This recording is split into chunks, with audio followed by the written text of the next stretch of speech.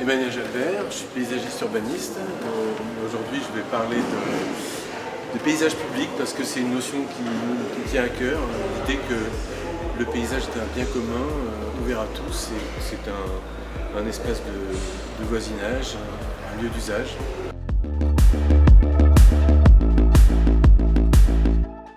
Le sous-titre, c'est milieu de vie et lieu d'usage.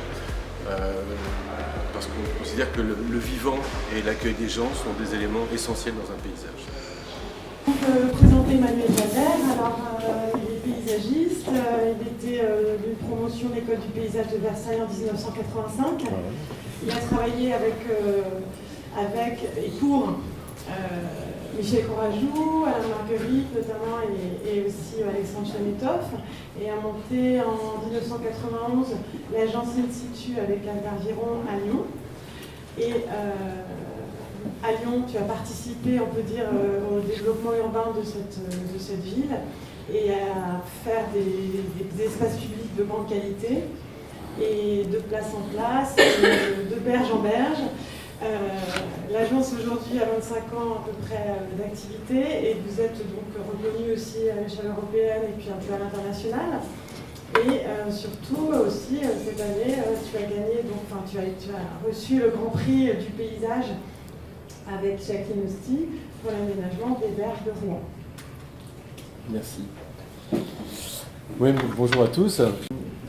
Cette image qui fait la couverture de la conférence, on l'a choisie parce qu'elle évoque en fait le thème dont je voudrais parler aujourd'hui, qui est celui des paysages publics. Ça correspond à une conviction profonde que le paysage est un bien commun, un patrimoine à partager, un territoire d'usage et de voisinage, un espace de citoyenneté, de mitoyenneté, et que le paysage dépasse le cadre des sites sur lesquels on intervient. On voit sur cette image, on est à Rouen, sur les bas-ports.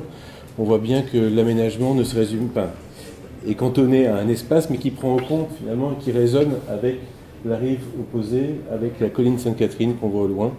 Et c'est cette dimension-là dont je voudrais parler. Et moi, je revendique l'idée qu'on peut passer au paysage public avec la possibilité de créer des continuités. C'est le cas à Rouen, on a créé cette grande promenade fluviale qui associe le projet de Jacqueline Hosty et le nôtre, qui est amené à se prolonger en amont comme en aval. Et je pense que cette dimension, cette notion de mise en réseau, elle est fondamentale et elle est pleine d'avenir. Voilà, tout simplement. In Situ, c'est une agence qui a effectivement presque 28 ans maintenant, qu'on a créée à deux avec Annie Tardivon. À Lyon, après avoir travaillé sur des projets en région lyonnaise. Plusieurs années, on a eu pas mal de travail sur l'agglomération lyonnaise. On a fait nos premières armes sur le renouvellement urbain, qui est un très beau lieu d'expérimentation. Et puis, on a commencé à avoir des commandes plus importantes. L'agence s'est étoffée. On a pu travailler sur la place du 8 mai, la place Lazare-Goujon, les berges du Rhône. En 2008, nos chemins se sont séparés avec Annie Tardivon. Elle a fondé sa propre agence, ça a été acté en 2011. Donc les projets que je vais vous présenter aujourd'hui, tous les projets qui sont antérieurs à 2011 sont des projets communs avec elle. Aujourd'hui, l'agence rassemble à peu près 15 personnes, paysagistes, urbanistes, architectes, et on travaille essentiellement sur l'espace public à toutes les échelles. Juste un mot pour exprimer l'idée d'In Situ qui continue à faire son chemin, à savoir que In situ, l'expression signifie en place, là, dans le site, dans son milieu naturel, c'est aussi une posture et une démarche, celle de dire qu'on n'est jamais sur une page blanche et que l'essentiel d'un projet est contenu dans le site en question et qu'il s'agit souvent d'amplifier des choses qui sont là et qu'on a plus un travail de révélateur, d'activateur de choses en place que de créateur ex nihilo d'une œuvre. Donc je me suis posé la question sur ce que c'est que l'expérience. Qu'est-ce que c'est que l'expérience? Après que c'était la connaissance acquise par la pratique. Et puis en feuilletant un peu, je me suis dit que finalement expérimentation, ça collait plutôt mieux à ce dont j'avais envie de parler. L'expérimentation, c'est l'action d'expérimenter, de tester, d'éprouver, d'essayer quelque chose. Et je pense que chaque projet est l'occasion d'expérimenter et de tester des choses. Je rends un peu un hommage appuyé à Michel Courajou, qui pour moi est un grand expérimentateur, qui a été un enseignant hors pair et qui nous a tous, qui a légué à des générations de paysagistes avec générosité ses expérimentations, et jusqu'au bout, il a expérimenté des choses extrêmement innovantes. Et je pense que cette posture, elle est très déterminante, et du coup, j'ai plus envie de parler d'expérimentation, de projet, que d'expérience professionnelle, entre guillemets, ou d'expérience...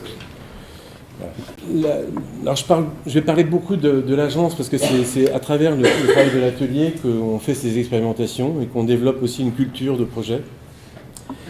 Et c'est vrai qu'à travers le travail qu'on a pu mener depuis 28 ans, on a développé une posture vis-à-vis du projet de paysage qui repose sur trois convictions profondes. D'une part, la prédominance du vivant, c'est-à-dire que on a la chance de travailler sur un matériau avec le vivant, avec le végétal, avec des sols, avec toute une série de choses qui évoluent, qui vivent, à la différence des architectes ou des urbanistes qui travaillent sur des choses qui sont beaucoup plus inertes. Et ça, pour nous, c'est un émerveillement quotidien. On voit sur ces images plusieurs expériences qu'on a pu mener. En haut à gauche, c'est le premier projet qu'on a eu le trophée du paysage à 97. On a fait le pari de dire qu'on reconvertissait des étendages à linge en une grande treille qui accueillait une grande glycine. C'était l'idée de créer un milieu, comme ça, avec un effet extrêmement fort, avec très peu de moyens. On a développé ensuite toute une série de jardins partagés au pied des bars, des immeubles, des grands ensembles. Je pense qu'on a été les premiers à pousser ça, non sans mal, parce qu'il fallait convaincre le maître d'ouvrage qu'on pouvait laisser des hectares de pelouse pour les rendre un peu aux habitants. On a développé ensuite des principes de jardin de pluie, ici, la place Lucie Aubrac à Grenoble, où l'enjeu aussi c'était de reconstituer un milieu vivant, autonome. Excusez-moi. Voilà. Les surprises que réserve le Vion, là, c'est à Rouen. En fait, on a peut-être un peu forcé sur le compost, et on avait, voilà, comme ça, une forêt magique qui poussait à travers les lattes des bancs. Du coup, plus personne ne pouvait s'asseoir. Mais enfin, voilà, c'est des surprises qui sont assez étonnantes. Même expérience en Fort-Saint-Jean, où il y a eu des tonnes de fumier qui ont été accumulées depuis des années. Du coup, on a une terre tellement riche que les plantes n'en peuvent plus et poussent quasiment trop. Voilà. Et puis ça, c'est d'autres expériences. C'est la Alpajol qu'on a convertie en une sorte de jungle européenne. Et puis les berges du Rhône, où 10 ans après, on a une forêt alluviale qui est presque trop puissante, qu'il faudrait tailler ou éclaircir. Voilà, donc c'est cette prédominance du vivant qui pour nous est fondatrice. Autre attitude, c'est celle d'accueillir tous les usages et tous les gens. On est là, comme dit Wexler, pour créer non pas des décors, mais des lieux humains. Voilà, je pense que c'est extrêmement important. Et ce qui nous fait le plus plaisir, finalement, quand on parcourt les projets qu'on a réalisés, c'est de voir que la façon qu'ils sont investis, appropriés, et comme quoi c'est des lieux de vie à part entière. Et je pense que dans les villes contemporaines, on a de plus en plus besoin d'espaces comme ça, d'ouverture, de respiration. La ville dense appelle des espaces plus généreux pour accueillir les gens qui se rencontrent. Et voilà. Donc on voit ici on est sur les berges du Rhône avec la question du dimensionnement aussi, qui n'est pas toujours facile. Comment est-ce qu'on fait pour accueillir des fois 50 000 personnes, parfois 3 en hiver? Quel est le dimensionnement qu'il faut avoir? Voilà, c'est créer des lieux qui soient accueillants. Moi, j'aime beaucoup cette idée d'écosystème accueillant dans lequel, finalement, on ne va pas suréquiper, on ne va pas créer une animation à chaque coin de rue, mais on crée des lieux qui, dans leur disposition, dans leur dimension, soient propices à accueillir les gens. C'est le cas des grandes prairies qu'on a expérimenté sur plusieurs projets. Il n'y a rien de plus simple qu'une grande prairie, et c'est quelque chose qui fonctionne à fond. Toutes les grandes prairies qu'on a réalisées, on a un problème pour qu'elles résistent au piétinement, parce qu'on a besoin en ville de pouvoir pique-niquer dans l'herbe une belle journée de printemps. C'est un luxe voilà, qui n'est pas facile, qui n'est pas très compliqué à faire. Encore faut-il avoir l'espace, mais finalement c'est des choses aussi simples et aussi généreuses qui me semblent importantes de développer. Qu'est-ce que je peux dire de plus? Voilà, bon, c'est l'étape de pique-nique, c'est les bols de skate, c'est aussi une façon de mettre en scène, de scénographier les usages. On s'est aperçu que finalement, dans beaucoup de dispositions, on essaie de dégager le vide et on essayait d'installer sur les bords les assises, parce que finalement, souvent, l'espace public est une scène auquel on a à la fois les acteurs, les spectateurs, les gens qui se promènent, les gens qui se donnent à voir et ceux qui sont plutôt dans une position de retrait. Et finalement, c'est une attitude qu'on voit dans énormément d'espace et qu'on essaie de pousser. L'espace public, c'est aussi des lieux pour ne rien faire. Je pense que c'est hyper important de savoir se poser, de pouvoir respirer, de pouvoir faire la sieste. Voilà, donc on revendique aussi le fait de ne pas surprogrammer, de ne pas vouloir tout animer, mais d'avoir des espaces de calme. Voilà. Et puis voilà, on était très contents de voir que les Berges du Rhône devenaient le lieu pour faire les photos de mariage, par exemple. Voilà, ça montre l'appropriation des lieux, et pour nous, ça n'a pas de prix. L'autre posture, c'est celle de la prise en compte du temps. J'ai coutume de dire que les deux matières premières du paysagiste, c'est l'espace et c'est le temps. Le temps sous toutes ses formes, le temps qui passe et le temps qu'il fait. C'est-à-dire que le temps qui passe, on voit bien, c'est les saisons, c'est l'alternance du jour et des nuits, c'est qui se manifeste aussi physiquement. C'est quand on est sur le bord d'un fleuve, l'hiver ou l'été, c'est l'étiage et c'est les crues. Donc c'est des choses qui sont extrêmement présentes et qui façonnent un paysage avec une force constante. C'est bien sûr le jeu des saisons. C'est aussi le fait de pouvoir accueillir des événements. C'est-à-dire qu'on essaie de dimensionner l'espace pour qu'il puisse accueillir des choses exceptionnelles, l'installation d'un cirque, une fête. C'est la place qui est donnée à l'évolutivité des lieux concrets. Je pense que c'est extrêmement important. Anticiper le temps, c'est laisser aux espaces qu'on réalise la possibilité d'être transformés. Ce qu'on peut saluer actuellement, on voit bien quand on travaille sur les espaces urbains des années 60, la grande vertu de ces espaces, c'est qu'il y avait beaucoup d'espace, justement, et que du coup, ça laisse la place pour les remodeler ensuite.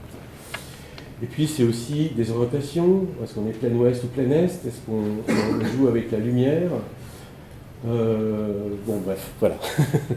En tout cas, la prise en compte du temps dans toutes ses dimensions. Donc, je vais vous présenter 7 lieux, 7 milieux, cette expérimentation. Après avoir choisi ces 7 projets, je me suis aperçu un peu a posteriori que finalement, le fil conducteur de ces projets, c'était la présence de l'eau.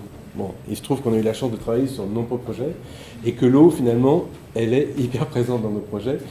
C'est assez intéressant parce que finalement, de faire cet exercice, ça permet de prendre un peu de recul et de découvrir des choses qu'on n'a pas forcément intégrées. Premier projet, la place Lazare-Goujon à Villeurbanne. C'est un lieu assez étonnant. Le milieu qu'on a essayé de mettre en place, c'est l'idée de créer une oasis urbaine dans le quartier des gratte-ciels, qui est une figure majeure de l'urbanisme des années 30. Donc, vous voyez ces gratte-ciels qui ont été construits entre 1927 et 1934 par Maurice Leroux. C'est un urbanisme un peu autoritaire, mais qui a créé un quartier étonnamment vivant. Et cette place, Lazare-Goujon, se trouvait entre l'hôtel de ville, un peu stalinien, et le TNP, le Théâtre National Populaire. C'est une place qui était un peu vieillissante, avec 6 Polovnia, 2 fontaines avec ses pièces montées centrales, des grosses margelles. Et on a répondu à un marché de définition qui était assez compliqué parce qu'il s'agissait de réinterpréter un lieu qui était classé monument historique. Donc on avait pour impératif de retrouver le dessin des 2 bassins carrés, d'y aller, avec une certaine tendresse, quoi. Voilà. Donc on voit ici avant-après, donc c'est plutôt un travail de réinterprétation. On est venu redimensionner, repositionner les bassins comme 2 carrés, non pas garnis, mais comme des miroirs d'eau qui mettent en abîme le reflet du ciel et des gratte-ciels.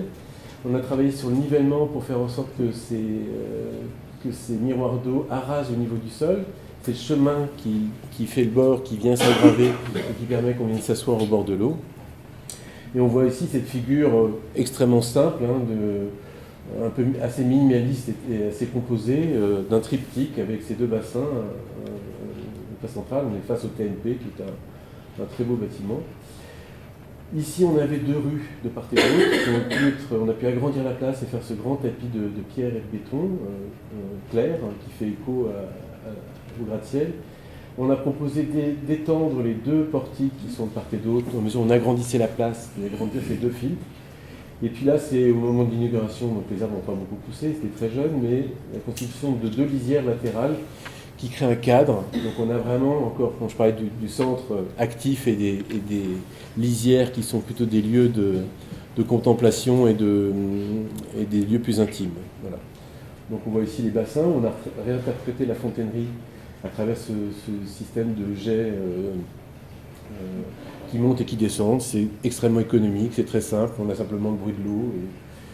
Et on a travaillé avec Philippe Favier, qui est artiste, sur le fond des bassins qui sont en terrasseau bleu avec des incrustations de verre émaillé qu'il a positionné pièce par pièce.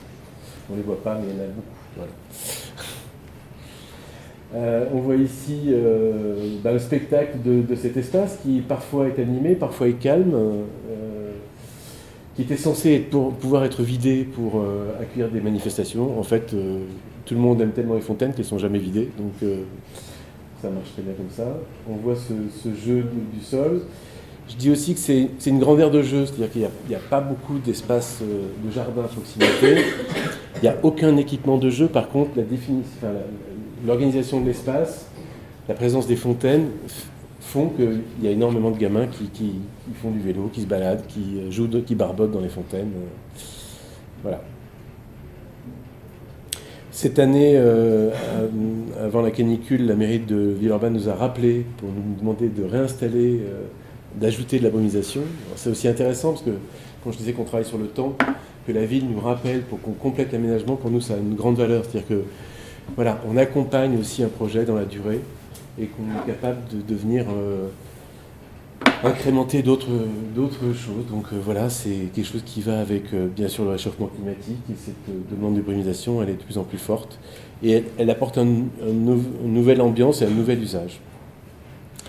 On voit aussi le jeu avec l'effet de miroir, tout simplement. Pouvoir toucher l'eau, c'est important. C'est des choses qu'on n'a pas toujours le loisir de faire en pleine ville.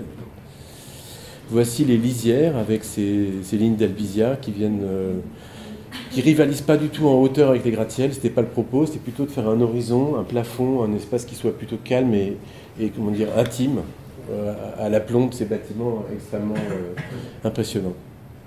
Et puis ces portiques sur lesquels on est venu accrocher des grands rosiers grimpants de l'Himalaya.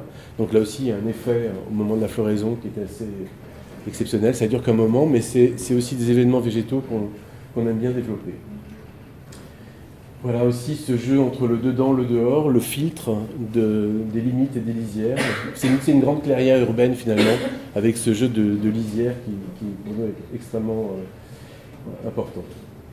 Et puis on voit ici tous les usages qui se multiplient. On voit ce rapport entre les spectateurs qui surveillent et puis les enfants qui barbotent.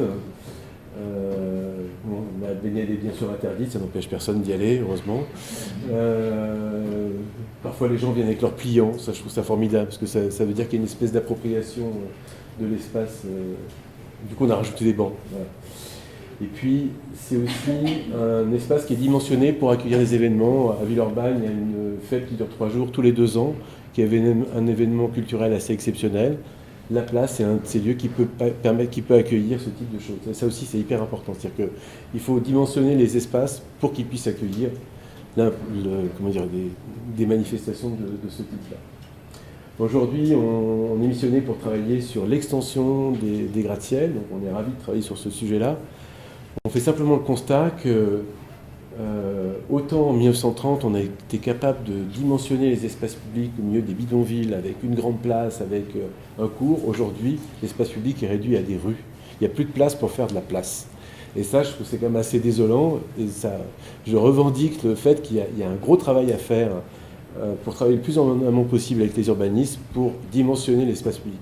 Ce qui fait la qualité des gratte-ciels, ce n'est pas uniquement le bâti, c'est aussi la dimension, la juste proportion de l'espace public et des vides. Et je pense qu'il ne faut pas avoir peur du vide et il faut défendre le vide, a fortiori quand on fait des villes denses. Autre projet emblématique, c'est les Berges du Rhône. C'est un projet qui maintenant a été réalisé il y a 10 ans. C'était une commande assez exceptionnelle, c'est-à-dire qu'on a eu 1 mois de marché de définition pour proposer un projet sur, plutôt un programme en fait, sur sur 5 km de berge en pleine ville et 10 hectares. Donc c'était une commande absolument fabuleuse. On avait travaillé avec Françoise Jourdain à l'époque. Et du coup, on a développé des principes extrêmement simples qui étaient le fait de tendre des continuités de cheminement piéton et cycle sur ces 5 km. Et il se trouve qu'on a des séquences très différentes qui passent de 5 à 70 mètres de large et d'essayer de loger des usages. Je trouve que c'est extrêmement intéressant comme commande de marché de définition. Il n'existe plus maintenant, il y a d'autres noms, dialogue compétitif ou autre, parce qu'il part du principe que c'est aux paysagistes de proposer les usages qui vont avec un lieu. C'est-à-dire qu'on ne vient pas rentrer au forceps des programmes qui parfois sont délirants parce qu'il faut pouvoir tout mettre dans des parcs minuscules et que ça a tendance à encombrer l'espace. Là, en fait, c'est qu'est-ce que ce territoire peut accueillir finalement? Qu'est-ce qu'on peut venir y loger en fonction de la disposition des lieux, de l'orientation, de la largeur. Voilà, donc ce travail de programmation, il est essentiel et du coup, ça nous a travaillé le plus possible en amont sur les espaces et plutôt à bien se poser des questions plutôt qu'à chercher à y répondre. Voilà, je pense que c'est important. On est souvent piégé par des questions mal posées et quand on a des programmes, enfin des modes de consultation comme ça nous oblige à nous poser les bonnes questions. Les Berges du Rhône, c'était ça avant. C'était un grand parking de 1652 places, un fleuve de voitures qui était venu se superposer à un port. Pendant très longtemps, la rive gauche du Rhône a été le port par lequel on acheminait tous les matériaux de construction, le bois, la pierre qui venait du Bugey, par le Rhône qui était navigable. C'était aussi par là qu'on amenait les denrées alimentaires, donc le marché qui se situait sur le quai. C'est assez étonnant parce qu'il y a une espèce de rémanence de tout ça. Tous les magasins de meubles se situent encore à côté des anciens ports où on amenait tout le bois. Donc c'était un lieu extrêmement actif qui a été abandonné à partir du moment où le Rhône n'a plus été navigable et c'est la voiture qui a pris le dessus et qui s'est installée. Notre propos, c'était donc de répondre à cette échelle. On est de plus en plus sur les espaces hybrides. Là, c'est à la fois un port, un parc et une promenade, avec des séquences extrêmement différentes. On voit ici, là, on est au niveau du pont de la Guillotière. On a pu développer une grande prairie. Voilà, donc un sujet assez exceptionnel et une commande aussi atypique. C'est-à-dire qu'on avait finalement carte blanche. Le seul élément de programme qui était assez courageux, c'était de dire vous nous virez les 1650 places de voitures. Voilà. Et ça, c'est vrai que les élus ont tenu bon là-dessus et c'est vrai qu'à l'époque, ce n'était pas forcément évident d'y aller. Je rappelle que à un moment, on était encore sur Paris-Plage avec des événements ponctuels. Voilà. Donc on a déroulé une sorte de travelling sur ces 5 km de berge et on s'est donné des outils pour travailler sur cette échelle en réalisant ce qu'on a appelé cette vue scénographique. En fait, on s'est inspiré d'un document qui existait dans les archives de la ville de Lyon, qui était un plan scénographique de la ville, qui représente tout en axonométrie un peu, qui permet de voir à la fois en premier plan la rive, la berge qui est en contrebas de la ville, derrière le Perret, et puis les ponts et le tissu urbain. Donc c'était un mode de représentation un peu naïf, mais qui nous a donné un outil formidable pour discuter avec les habitants, parce qu'il y a eu un travail de concertation très important.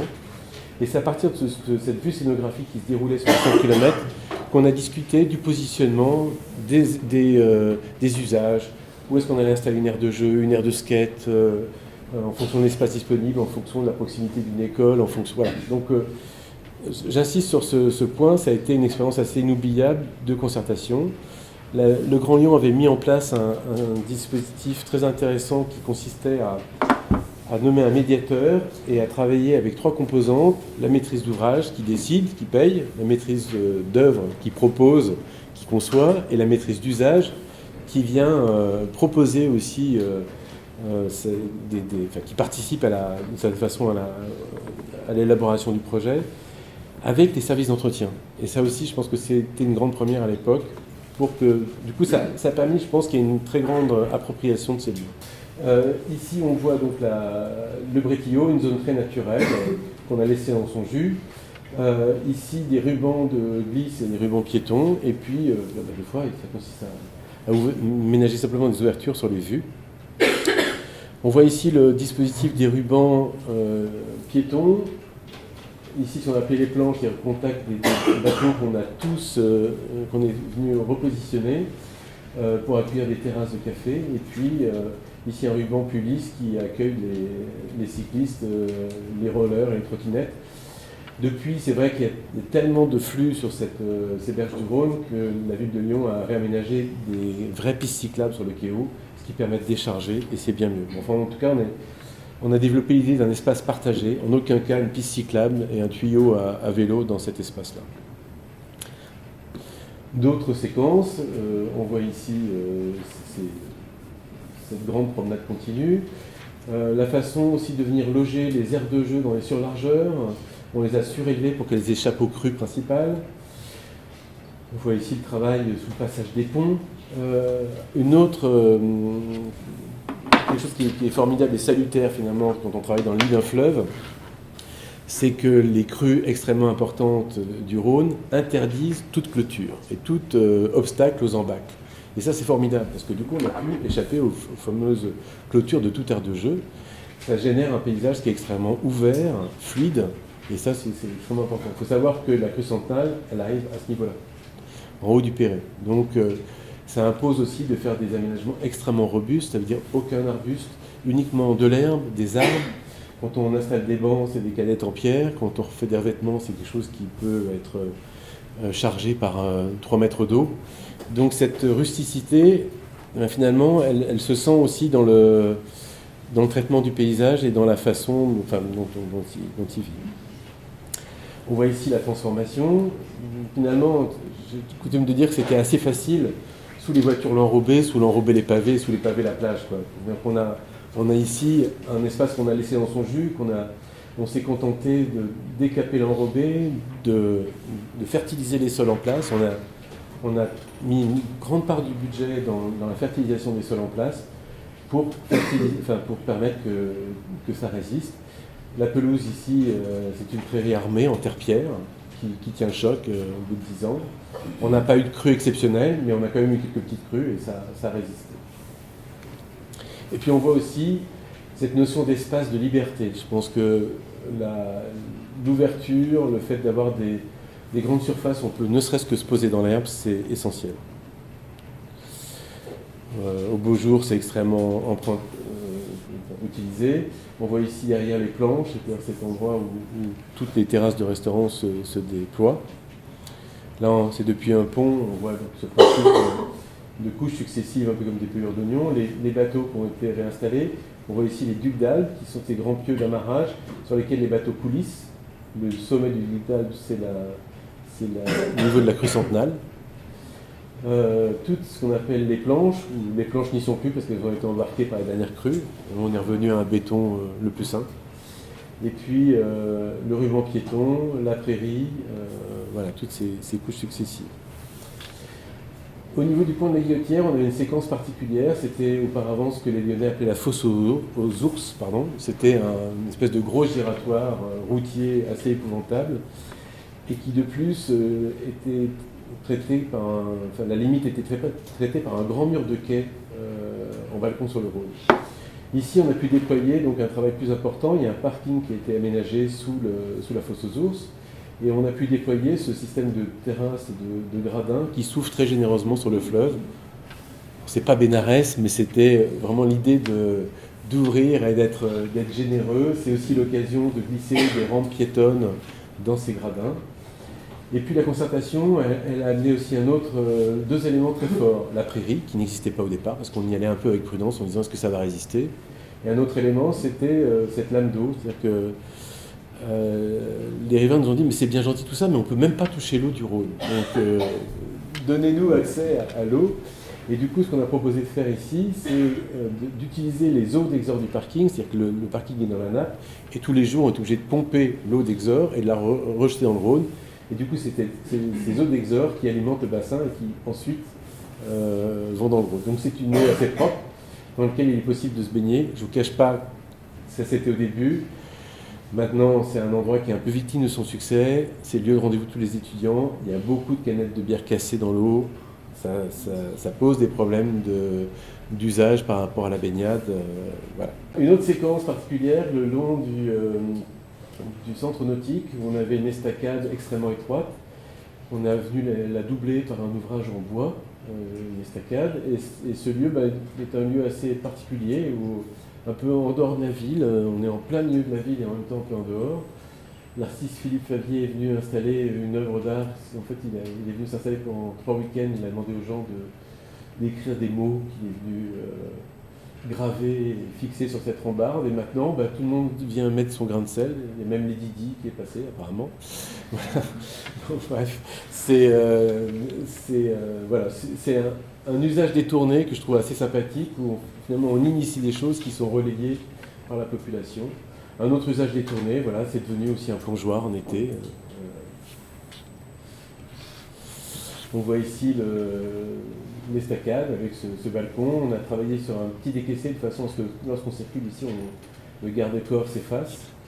Et puis la piscine vient d'être rénovée. On peut maintenant se baigner hiver comme été en plein air. Donc ça participe aussi de cette réactivation des berges.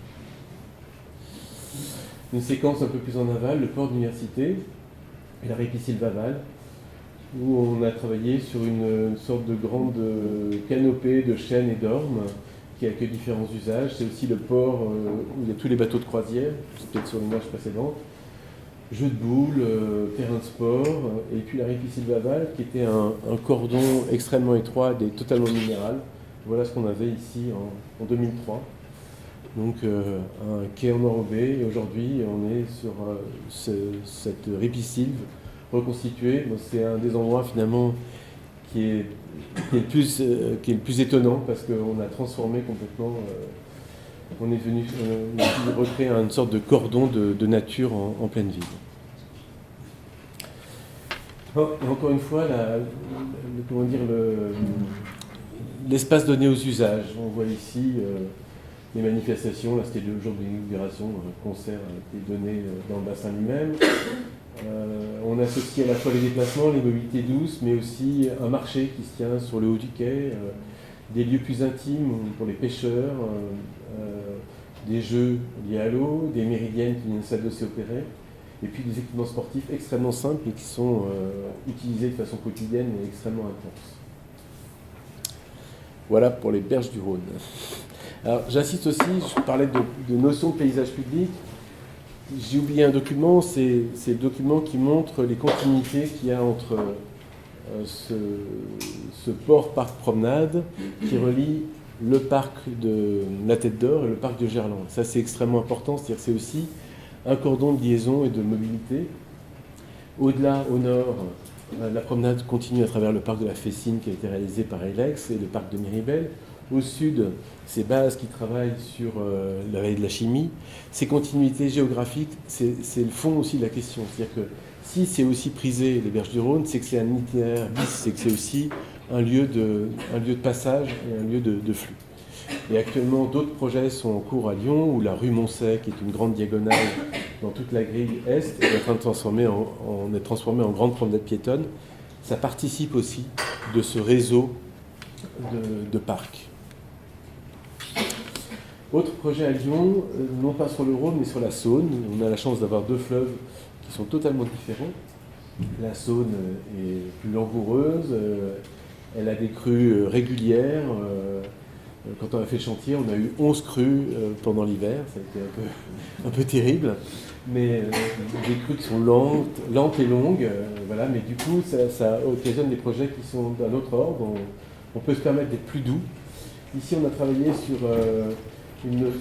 l'idée, le thème finalement du milieu, c'est prairies, ripisylves et guinguettes. C'est un lieu qui était longtemps la plage de Lyon. Les gens venaient en tram au 19e pour s'y baigner. Maintenant, malheureusement, on n'a plus le droit de se baigner dans la Saône, ça n'empêche pas qu'il y ait plein de gens qui le fassent. Mais on a voulu renouer avec cette ambiance de guinguettes et de prairies au bord de l'eau. On a donc aménagé cette grande prairie des siestes avec ces méridiennes. Bon, c'est quelque chose qu'on a développé à plusieurs reprises parce que ça marche, quoi, c'est tout. On voit ici cette grande prairie et on voit tout le paysage de cette courbe. Voilà, où on est venu séparer les flux, les voitures continuent à passer ici pour alimenter les guinguettes. J'espère qu'un jour elles disparaîtront complètement. Et puis ici, une grande promenade piétonne qui part du pont de Couzon et qui rejoint Fontaine. Là aussi, ce projet s'inscrit dans un projet plus vaste qui s'appelle les Rives de Saône, où 7 séquences ont été confiées à 7 paysagistes différents avec l'idée d'un vocabulaire commun. Mais c'est cette dimension qu'il faut garder en mémoire. C'est à l'échelle de l'agglomération, c'est effectivement 7 séquences différentes qui ont été développées, avec en plus un travail en partenariat avec des artistes qui est plutôt intéressant.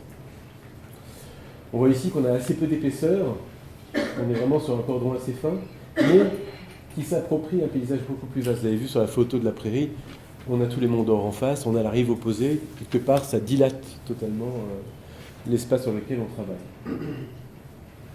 Les guinguettes se développent dans cette partie-là, avec juste les poches de stationnement, et on voit ici l'espace qu'on a dilaté sur la prairie centrale.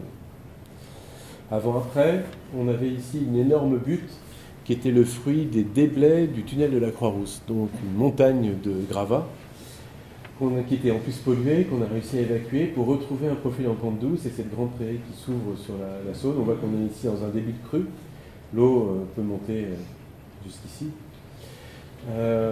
Voilà, donc c'est un propos d'ouverture sur Rochetaillé. On a plus enlevé d'arbres qu'on en a planté, parce que le paysage a tendance à se boucher et que le propos c'est d'ouvrir, c'est de donner de l'air. Voilà la grande prairie. On est venu dégager aussi l'ancien Perret qui était enfoui sous les gravats. La prairie. Une intervention de Lang et Baumann, des artistes qui ont créé cette œuvre d'art sur laquelle on peut grimper, qui s'appelle Beautiful Step. C'est un escalier en porte-à-faux. Il faut savoir qu'ici il y a une bêche absolument énorme pour que l'ouvrage tienne. On voit bien tout le propos qui était d'ouvrir. On était le long de la Saône, mais on ne la voyait plus. Et ici, on a rétabli des coupes fréquentes, et puis on a ce point de vue sur la Saône qui s'ouvre. Voilà encore l'escalier qui s'envole, un escalier qui monte au ciel. Et cette allée très, très simple et très brute en béton. Et puis voilà, on voit ce que ça donne l'hiver. Donc ça aussi, il faut en tenir compte, parce que ça peut être violent, et ça impose une grande modestie, parce que pour que ça résiste, il faut faire des choses extrêmement simples. Encore l'escalier. Ici une allée, il faut savoir qu'on a d'autres allées qui passent dans les bois. Là on a une intervention extrêmement simple, qui consistait à venir durcir quelques cheminements, les grandes tables, et puis ça suffit pour que ça devienne un lieu de destination et de promenade. Des points de vue, des ouvertures sur le fleuve et sur le grand paysage, une façon de s'approprier les lointains. Encore ces grandes tablées. On voit ici ces ourlets de graminées qui viennent s'installer dans un repli, des cépées de platane qui poussent à toute vitesse. Voilà. Et puis ici, on a séparé les flux piétons et voitures, tant qu'on en a encore, avec ce principe de gabion et d'assises. Et puis les guinguettes qui ont pu se déployer. Donc c'est un usage extrêmement populaire, très simple, mais ce caractère extrêmement vivant, il est crucial. D'autres œuvres d'art, celle de Gentil Garçon qui est venu installer une météorite qui est aussi un jeu. Et finalement, le fait d'associer les jeux à des œuvres d'art, je pense que c'est une bonne réponse pour échapper aux normes notamment. Là, c'est une autre œuvre d'art qui est hors norme, avec cette cabane perchée de Kawamata, qui est bien sûr inaccessible, mais à laquelle quelques-uns ont réussi à aller quand même. Pareil. Voilà. Et puis, finalement, ce qu'on peut dire, pour moi, un projet réussi, c'est celui qui donne l'impression d'avoir toujours été là. Là, en fait, on ne se rend pas compte, mais tout ça a été complètement bouché. Pour retrouver cette lumière, cette ouverture, il y a un travail derrière. Voilà. Autre projet, le jardin Rosa Luxembourg à Paris. Là, on est dans une configuration urbaine plus dure. On est dans le 18e arrondissement, aux abords d'une halle qui longe le faisceau des voies ferrées de la gare de l'Est. Et on a eu la chance de travailler sur ce projet avec Françoise Hélène Jourdain, architecte qui malheureusement est décédée depuis, sur un concours de réhabilitation de cette grande halle ferroviaire qui était une sorte de hub entre les voies ferrées et les quais de déchargement pour les camions qui repartaient, donc un équipement industriel dur. Cette halle a été investie et squattée. Elle était promise à la démolition et finalement, l'action et l'investissement des riverains a incité la ville de Paris et la maîtrise d'ouvrage à réfléchir à d'autres usages possibles de cette halle. Donc je pense que c'est très intéressant, c'est-à-dire ces prises de possession des lieux, elles sont déterminantes par rapport à des lieux qu'on a vite fait balayer d'un revers de manche et de détruire. Donc on voit ici l'appropriation des lieux qui a anticipé le travail qu'on a pu faire derrière. La halle, je suis désolé, elle est ici, elle couvre une partie du jardin. Il y a une liquidité ici, on a une différence de niveau entre le pont et le niveau du faisceau ferroviaire. Il y a une esplanade qui a été réalisée par la ville de Paris, et puis ce jardin qui est composé de deux parts, un jardin ouvert et un jardin couvert qui est sur la halle. On avait conçu ce jardin initialement comme un parcours alternatif qui permettait de boucler, avec en plus une passerelle qui passe ici par le bâtiment. Ce bâtiment, c'est une grande auberge de jeunesse et aussi des cafés, des restaurants que vous connaissez peut-être. En tout cas, c'était conçu comme un parcours et quelque chose auquel on peut déambuler. La maîtrise d'ouvrage s'est finalement opposée, pour des raisons d'économie, a dit « vous me bouchez ce passage ». Et du coup, on se retrouve dans une configuration en impasse, on verra tout à l'heure, qui pose problème et qui va être réinterrogée. Et je pense que ces prises de position par rapport au lieu, elles sont déterminantes. Et le fait de dire c'est un lieu dans lequel on passe ou c'est un lieu dans lequel on est bloqué et qu'on est en impasse, ça change du tout au tout la destination des lieux et les usages détournés qu'il peut y avoir.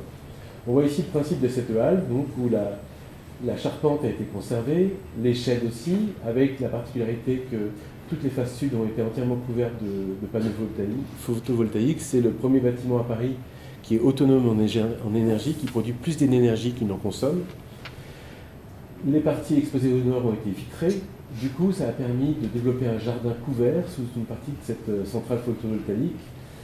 Le principe de cet écosystème, c'est de récupérer aussi les eaux des toitures et de les stocker dans ces principes de bassins qu'on a développés qui servent à arroser le jardin. On voit ici le jardin ouvert, avec cette rampe qui reprend le tracé d'une voie ferrée. Et puis une plantation, là c'était au moment de l'inauguration, de pins qui depuis ont plutôt prospéré. On a des paliers successifs qui accueillent des jeux d'enfants. On voit ici avant-après donc la déclivité, la rampe qu'on est venu installer avec ces paliers successifs. On voit ici l'ouverture sur l'horizon. Je pense que c'est aussi toujours pareil. Si ce jardin il est minuscule, si on ne prenait que sa dimension, s'il était enchâssé entre des murs, il paraîtrait ridiculement petit.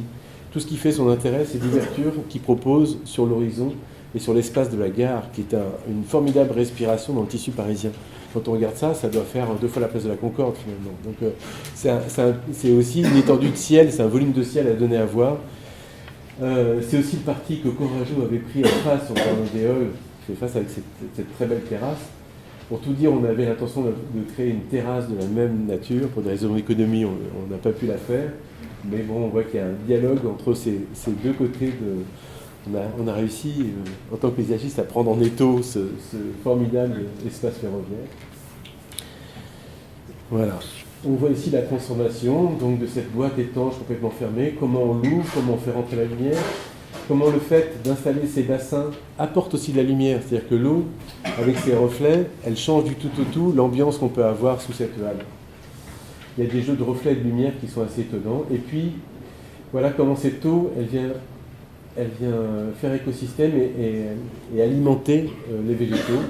Depuis, ça a encore poussé. Cet été, avec la chaleur, c'était un peu torride. C'est devenu une sorte de grande serre où la végétation va presque un peu trop vite. On voit ici aussi à l'ouverture, on a développé un écosystème de sous-bois. Tous les végétaux qui sont là, c'est des merisiers, c'est des charmes, c'est des choses qui viennent naturellement dans un sous-bois. On était un peu inquiet en se disant est-ce que vraiment on va réussir à faire pousser les choses sous un couvert? Ça marche, il n'y a pas de souci, on a suffisamment de lumière. Et voilà. Et on voit ce principe de lignes qui reprennent le rythme des rails qui existaient auparavant. Malheureusement, on n'a pas pu récupérer les rails, ils ont été volés et revendus. Et on a réinterprété le propos. Voilà, quelques temps après, l'épaisseur et le volume que prend la végétation.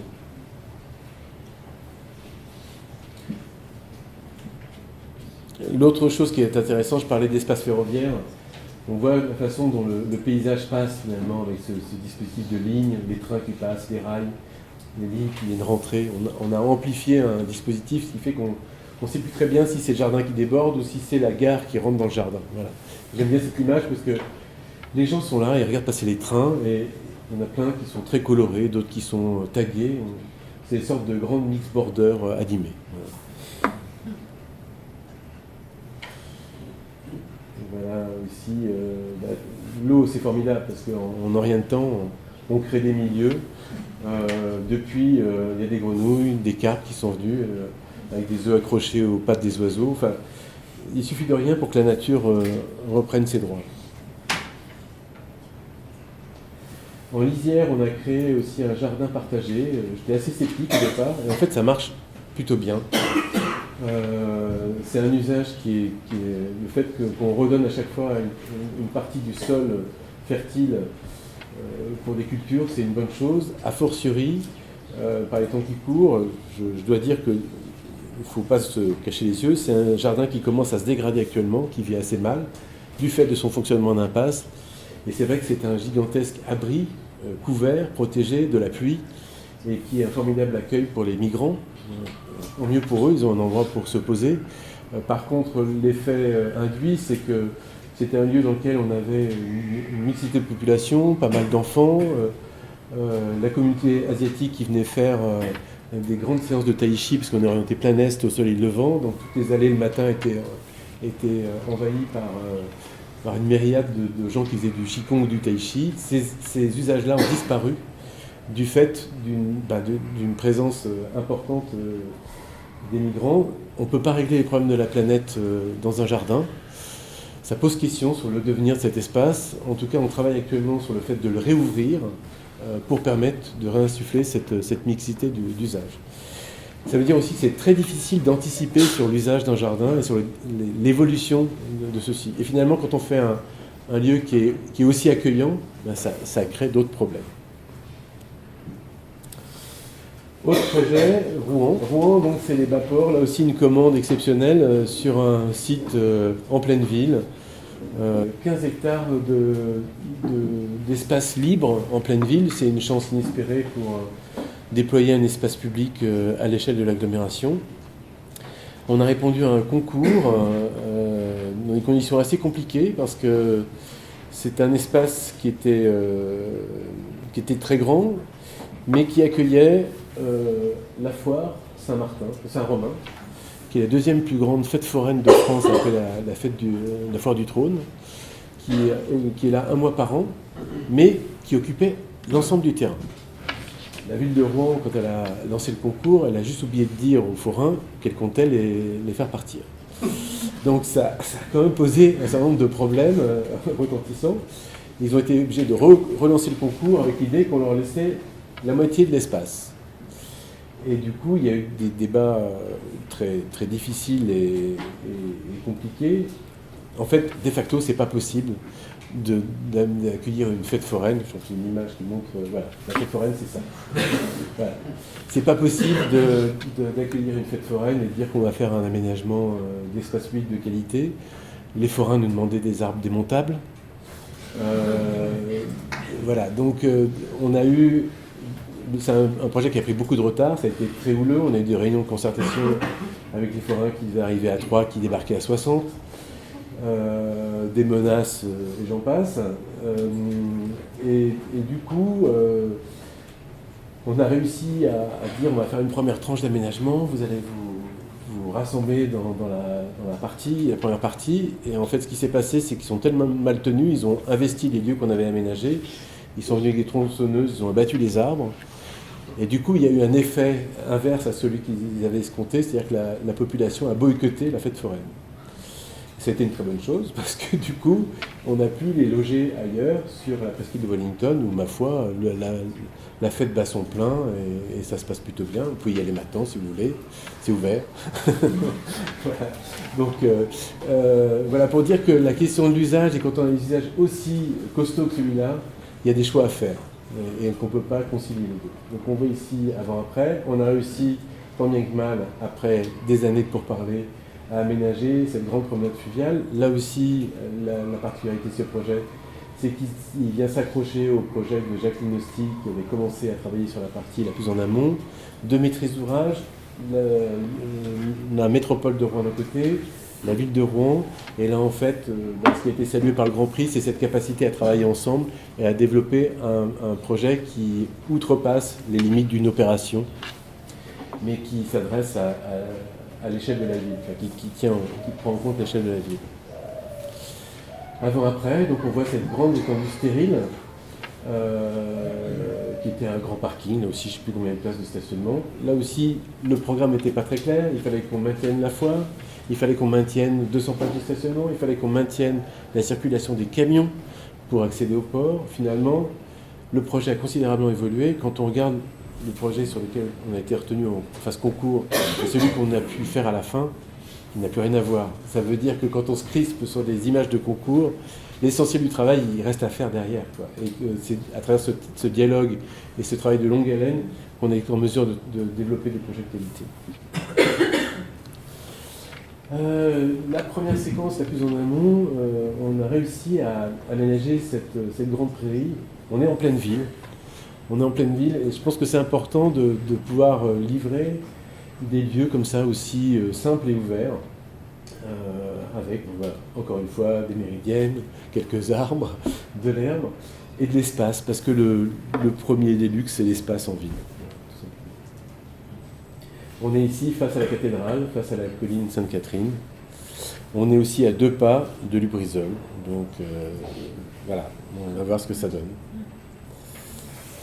Voilà encore une autre séquence, il y avait des garages, il y avait du contrôle technique, il y avait toute une série de choses, et voilà l'aménagement qu'on a tiré avec des grandes rampes, des grandes lignes biaises. Ici la particularité c'est une jetée, donc on avait un grand linéaire où il n'y avait pas d'accès au bord de Seine, on a installé cette jetée qui permet d'accéder directement à la promenade du Boraquet. Là aussi, je parlais du temps. Le phasage nous a permis, dans un premier temps, d'aménager toute la promenade du Boraquet, ce qui a permis de maintenir la foire et d'avoir une espèce de première prise de possession par les Rouennais de l'espace. C'était une stratégie, c'était un process aussi pour permettre que les gens commencent à investir les lieux. Sinon, c'était foutu, ça restait la foire.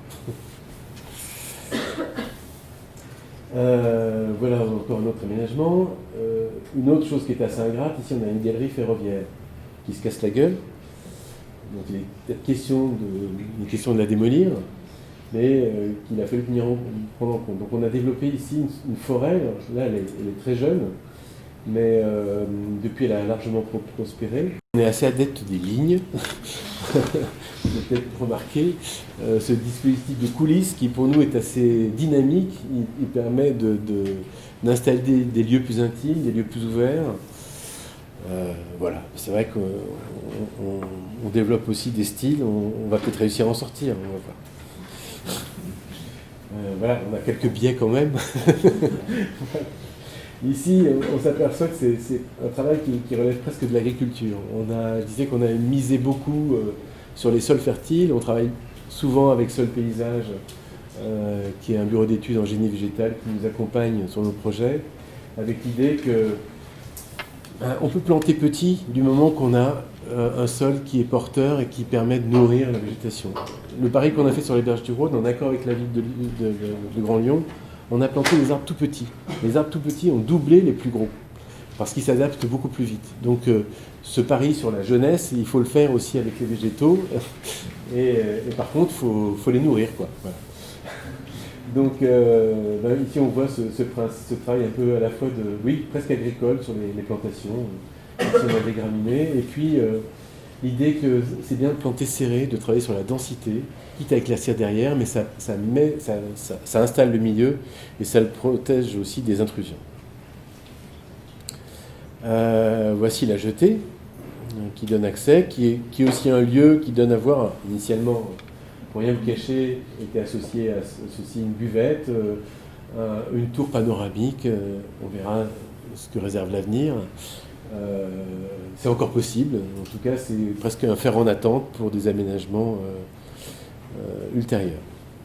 En tout cas déjà, pour l'instant il rend service et il donne un nouvel accès aux rives. On voit ce système de couches successives de lisières. On a planté aussi sur des billons. Voilà, on voit des plantations assez jeunes. Maintenant, si vous y allez, vous allez voir que ça a poussé à toute vitesse. Des fois aussi, on aménage des choses assez brutes. Là, c'est une voie ferrée qui doit être ménagée. On vient installer juste un cordon. On a gardé le principe des voies. On a maintenu une grande esplanade minérale. C'est un peu, comment dire, une rémanence de la foire. Mais c'est aussi un lieu d'événements, de spectacles. Rouen accueille l'Armada. Il y a Rouen-sur-Mer aussi, qui est une grande plage en été. On a besoin de grands espaces minéraux assez simples. Bon, c'est vrai qu'il aurait pu être un peu plus poreux, celui-là. On a un peu de regret par rapport à ça, mais c'est pas foutu. Il y a encore un lieu d'usage, on voit ici Rouen-sur-Mer. On a Miss Rouen qui est venue sur promener sans acheter. Voilà, des simples dessins au sol qui induisent des usages, des balançoires qu'on a installés sur les ponts qui n'ont pas résisté. Là, c'est nos confrères architectes de la passerelle, tout simplement. Et voilà, des jeux, toute une série de... Là, encore une fois, l'importance accordée aux usages. Autre projet, on arrive bientôt au bout, je vous rassure. Lorient, donc c'est un parc à Lorient, sur lequel on a développé l'idée d'un préboisé et d'un estran, avec ce bassin miroir, qui n'est pas un bassin miroir comme celui de Bordeaux, qui est juste une lame d'eau sur laquelle l'eau court. Donc un coût assez économique. Je cite souvent que ce projet, on l'a réalisé pour 100 € du mètre carré dans son ensemble. Donc c'est difficile de faire des projets pour 100 € du mètre carré. C'est-à-dire qu'on a des choix, on a fait des choix, c'est aussi parce qu'on a fait une grande prairie qu'on a pu se payer un aménagement minéral. La difficulté à Lorient, c'est que c'est un espace qui est de grande dimension, qui doit pouvoir accueillir aussi une fête foraine. Décidément, on est poursuivi par les forains. Et le Festival interceltique, qui est un événement majeur qui a lieu en août et qui rassemble toute la culture celtique européenne. Voilà. On voit ici cet espace qui était un ancien port. Il faut savoir que le port allait jusqu'à cet endroit-là. Lorient a été quasiment entièrement détruite par des bombardements lors de la dernière guerre, et du coup tous les gravats ont été baignés dans le port, ce qui fait qu'il a été raccourci, et qu'on se retrouvait avec cet espace qui a été depuis dans les années 50-60 transformé en parc, avec un palais des congrès dont sont vus années 60, et puis ce jardin... c'est pas Burmarx, hein, c'est moins bien. C'était un jardin des années 60 avec des surfaces minérales très conséquentes et puis deux gigantesques parkings. Donc le sujet, c'était de travailler sur cet espace-là, sachant que Jacqueline Hosty, qui est notre voisine favorite, travaillait sur ce secteur-là.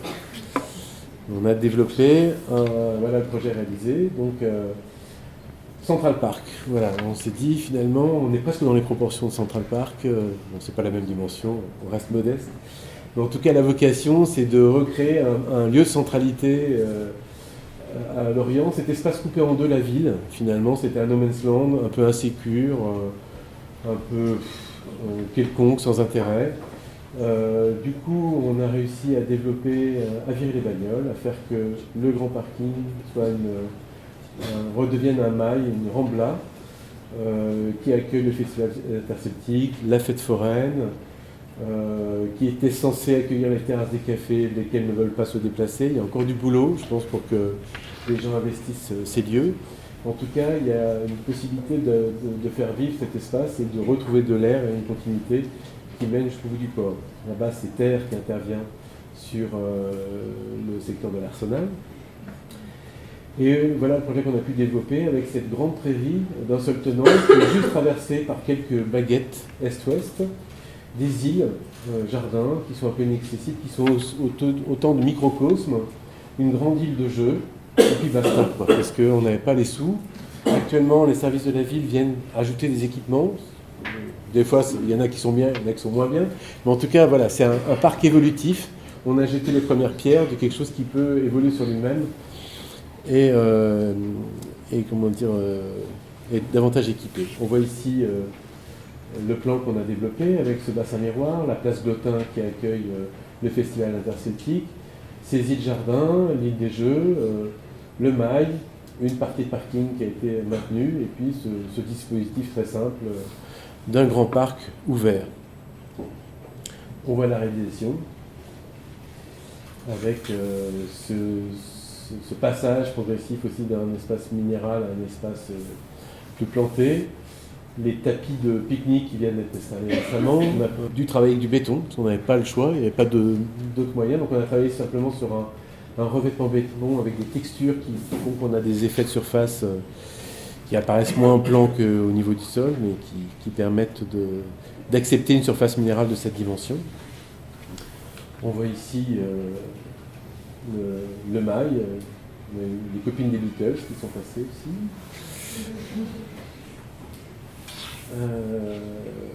Voilà. Là on est dans l'autre sens, on voit l'aménagement de Jacqueline Hosty, la mairie. Là aussi, autre élément important, ce parc trouve des prolongements. Ici il y a tout un secteur sportif, le stade. Ce qu'on initie ici, c'est le morceau d'un parcours. Voilà, c'est une pièce dans un dispositif urbain qui a une autre dimension. On voit ici les tapis de pique-nique qui viennent d'être installés.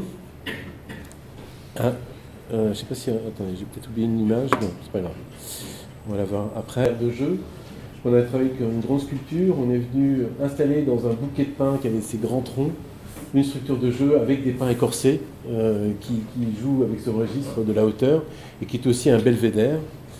Et puis c'est bien, c'est un endroit où seuls les enfants peuvent aller parce qu'on a créé une sorte de petits sas qui font que les grands ne peuvent pas y aller. On voit cette tour de jeu qui fait 9 mètres de haut, hein. Et puis ce grand jeu qui est un événement qui fait que c'est un lieu de destination, ça a l'air de rien, mais du coup les habitants des communes riveraines viennent maintenant à Lorient. C'est un lieu de destination. On voit aussi ces microcosmes des îles. On a repris un vocabulaire maritime avec des ganivelles, avec des plantations d'essence très, très rustiques. Et puis voilà, cette grande pelouse ouverte, ça a changé du tout au tout. C'est-à-dire qu'on était dans un espace qui était uniquement traversé, un espace dans lequel on vient se poser. Et autre initiative extrêmement sympathique dont on rêvait mais qu'on n'imaginait pas qu'il soit possible, la ville a installé, a mis à disposition des chaises. Et ça aussi, ça change tout au tout. On peut venir s'installer avec des fauteuils dans ce grand pré. Ça ne tient pas grand-chose, mais ça change complètement l'utilisation de l'espace. Avant-après, on voit ici cette grande surface minérale. On incite la ville à retravailler aussi sur ce bâtiment. On leur propose de créer un grand miroir qui permettrait de refléter le soleil couchant. Voilà. Et qui permettrait de voir doublement le parc. C'est en réflexion. Voilà encore la plage. Là, on a 2 cm d'eau, et ça suffit pour créer un lieu. Il y a eu des balais aquatiques qui ont été initiés sur cet espace-là, ça en inspire plus d'un. On a travaillé aussi sur une ligne de brumisation sur ce bord. On voit ici, quand le bassin est vidé en hiver, le jeu de textures qui accroche la lumière. Dernier projet, à Poitiers,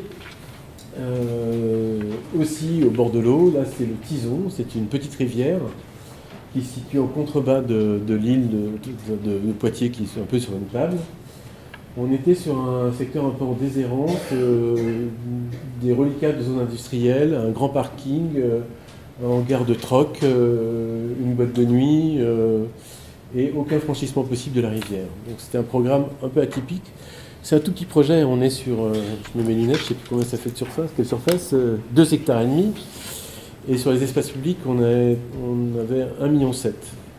Donc c'est dérisoire.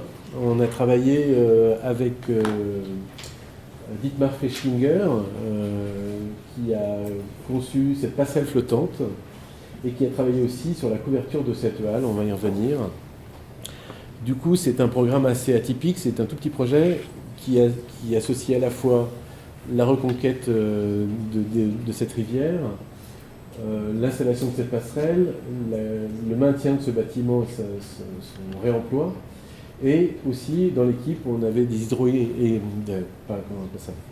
des spécialistes de l'énergie, c'est-à-dire qu'on a pu remettre en service la production d'énergie hydroélectrique à partir du petit seuil qui initialement alimentait ce bâtiment qui était une scierie. Donc voilà, un programme assez atypique qui associe énergie, architecture, ouvrage d'art et un petit sujet passionnant. Voilà. Donc on voit les lieux, on voit ici des anciens hangars. Avant on avait des boîtes à godasses industrielles, ici un tissu pavillonnaire, un système de canaux, la ville de Poitiers se situe ici, le parc Blossac, et puis tout un quartier qui était inaccessible, et l'enjeu c'était de proposer une traversée, un accès. On voit ici le seuil hydraulique et l'ancienne scierie qui utilisait cette énergie. Donc notre propos, il a consisté simplement à créer un grand pré ouvert, encore une fois, vous allez me dire, mais une ouverture sur le ciel, une ouverture sur la rivière, un petit parking d'appoint, des liaisons transversales qui viennent s'accrocher sur le tissu pavillonnaire, une traversée la plus simple possible qui vient rejoindre l'autre rive, et basta, quoi. Et à partir de là, il y a d'autres développements possibles. Ce jardin va pouvoir être réaménagé. Cette guinguette est en train de reprendre du service. On initie aussi un processus de transformation du territoire. C'est aussi des pierres en attente. Là encore, c'est pour moi un parc évolutif dans sa façon d'être. On voit ici avant-après, ces hangars, cette grande surface minérale qui accueille les stationnements. On a pu détruire les hangars, on a pu réhabiliter la scierie. Sur le Grand Pré, on a ces chambres de pique-nique là, qui sont installées transversalement à la rivière et qui sont très prisées les week-ends. On voit la transformation de la scierie qui était promise à la démolition parce qu'elle est dans un état épouvantable. C'était un lieu, très franchement, j'aurais bien gardé les fauteuils. Hein. Mais bon, voilà, c'était un lieu incroyable, mais bien sûr squatté, qui se cassait la gueule. On a réussi à sauver ce bâtiment et à le transformer complètement en mettant en valeur cette charpente assez exceptionnelle. Et Fechtinger a proposé de la couvrir avec cette toiture transparente. Ça devient un espace public couvert, qui est devenu aussi, on verra plus tard, une salle de bal. Et on a besoin aussi d'espaces publics couverts à abriter de la pluie. C'est une vocation, enfin c'est un usage qui est vraiment intéressant. Toute la prairie, ici, on pourrait y faire Woodstock. Il suffirait que la ville de Poitiers le veuille bien. Finalement, dès qu'on a des lieux vides et couverts, on trouve toujours des usages possibles. On voit ici la passerelle dans l'autre sens, avec toujours la scierie, et puis d'autres pièces de table, de pique-nique. On aime bien les pique-niques. On voit ici encore la halle, le seuil, la passerelle flottante. Alors, mine de rien, c'est un ouvrage très technique. C'est-à-dire que dès que l'eau monte, les caissons se soulèvent, la passerelle se plie. Dietmar Fechtinger, qui est un spécialiste des ouvrages d'art, s'est beaucoup excité sur ce petit projet, parce que c'est assez atypique, mais c'était hyper intéressant. Aménager, c'est aussi savoir ménager des lieux. C'est-à-dire, on est là pour laisser la nature à sa place.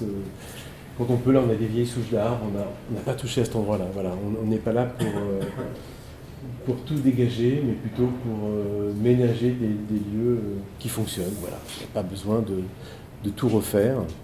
Et j'allais dire, la transition écologique, l'urgence climatique nous amène à être le plus économe possible sur nos interventions.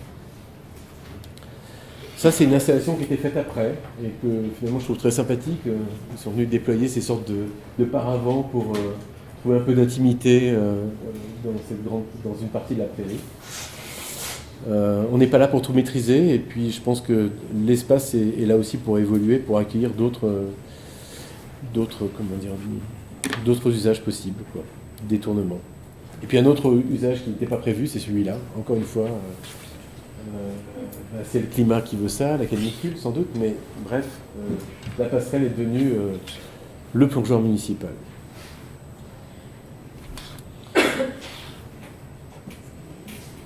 Et voilà, j'en aurais fini avec ces images de l'eau qui sont pour nous un élément essentiel.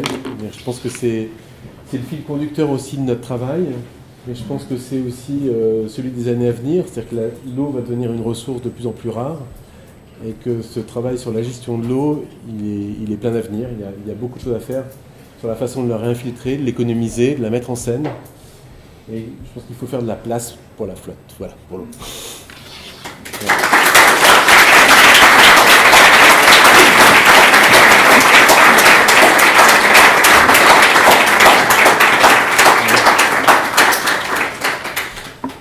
Encore félicitations pour le travail de l'agence et puis surtout sur ces 7 projets qui sont magnifiques où justement tu travailles avec justesse, ou vous travaillez avec justesse des espaces publics, et l'équilibre entre minéral et végétal, la place aux usages, la place aux artistes aussi qui est donnée, travailler en continuité avec d'autres paysagistes. Enfin, tout ça, à un moment tu parles de tendresse, mais en fait je trouve que ça ressort vraiment à travers ce travail. Et merci beaucoup pour ces présentations. Et effectivement, moi je me dis la question du dimensionnement des espaces publics dans la ville, c'est vraiment très important, la question des espaces ouverts. Et là, du coup, ce qui est formidable, c'est que tu as pu travailler sur des grandes villes, des plus moyennes. Et je me disais aussi, finalement, dans les espaces ruraux, les petits villages, etc., là aussi, certainement, on a besoin d'espaces publics et de dimensionnement. Peut-être que tu veux nous en dire un petit peu, je ne sais pas. Ben, effectivement, je pense que il faut faire de la place aux places. Voilà. On est un peu effrayé, on travaille actuellement sur des sujets très intéressants, à Nanterre, sur le quartier des Grous, au gratte-ciel, sur l'extension de la ZAC, à Courbevoie, et je suis effaré de voir la dimension qui est accordée aux espaces publics. Malheureusement, on arrive un peu après la bataille, enfin, le travail avec les urbanistes, la chaunisation a déjà eu lieu, où on essaie de rentrer un maximum de mètres carrés de plancher. Et on se retrouve avec des vides qui, à mon avis, sont trop petits. Quand on voit la place des gratte-ciel, elle a été dimensionnée à un moment où on était généreux, on avait pourtant de la campagne autour, mais la ville, elle se faisait autour de ce vide réunificateur. Et là, très franchement, on a l'impression de travailler sur des canyons urbains, quoi, entre des rues, qu'on va essayer de planter au maximum. Donc on peut développer un travail de continuité, mais je pense qu'il y a un vrai travail pour défendre le vide, pour défendre la dimension, l'espace. On a besoin de verre, je crois que c'est Michel Pénac qui dit ça, mais on a besoin d'air surtout, quoi. Voilà. De ciel, d'espace, de volume, de vent, de vue lointaine. Et c'est vrai que c'est quelque chose que je revendique, parce que je trouve qu'on est un peu trop chiche, et ok pour la ville dense, ok pour lutter contre l'étalement urbain, mais qui dit ville dense dit intensité des usages des espaces publics. Et pour que cette intensité elle puisse tenir, il faut de l'espace. On a eu quelques exemples aussi un peu catastrophiques. On avait créé un jardin dans un quartier de Lyon, là, pas loin de Villeurbanne, petit jardin des Charmettes, où on avait dit, bon, on va faire un truc très simple, on va faire un rectangle d'herbe, encore un, des bancs autour, et puis voilà. Le seul problème, c'est que quand on a livré, il y avait 500 gamins dans l'herbe. Ça n'a pas tenu. Depuis, c'est instabilisé. Ça veut dire que la dimension de l'espace était trop petite par rapport à l'usage intensif qui a été fait. Et si on veut défendre le fait d'avoir de l'herbe en ville, il faut dilater l'espace, quoi. Et je pense qu'il y a un gros boulot en ce moment parce que on va, à mon avis, trop loin dans la densification et on peut pas vivre que dans des rues, quoi. On n'est pas en Chine, on n'est pas dans ces villes asiatiques où effectivement il n'y a pas de place. Ça n'existe pas la place. Ça n'est que des rues, que des couloirs. Mais je pense que ça fait partie de notre culture européenne d'avoir des endroits où on peut se réunir, où on peut faire la fête, où on peut... Voilà. Et ces respirations, elles sont essentielles.